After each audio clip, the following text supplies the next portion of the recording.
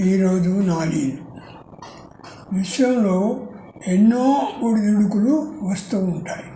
అయినా అదరదు బెదరదు. కవులందరూ కవిత్వంలో దిట్టలే, ఒక్కటి పటుత్వం అన్నది లేదు. సముద్రుడు కదలగలడు, కానీ ఎంత కదిలినా పారలేడనే చింత. సముద్రుడే కనుక పారిపోతే అందులోని జీవుల గతి ఏంటి? మేఘం గర్జించి వెంటనే భూమి మీదకి దూకింది, 2 ప్రాణాలు మింగేసింది.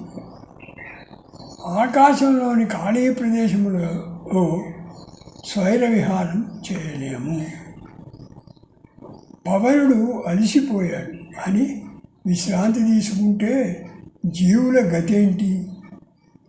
ఎన్నో గుళ్ళు గోపురాలు సందర్శించాడు, పుణ్యం ఏమాత్రం లభించిందో?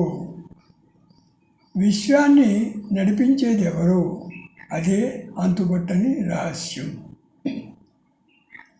మనసు ఎంతో ప్రశాంతంగా ఉండాలి, ఆరోగ్యం అంత బాగుంటుంది. క్రూర జంతువైన పులినైనా మచ్చిక చేసుకుంటే మన మాట వింటుంది. జంతువులు మన కదలికను గమనిస్తాయి, మచ్చికతో మాట వింటాయి.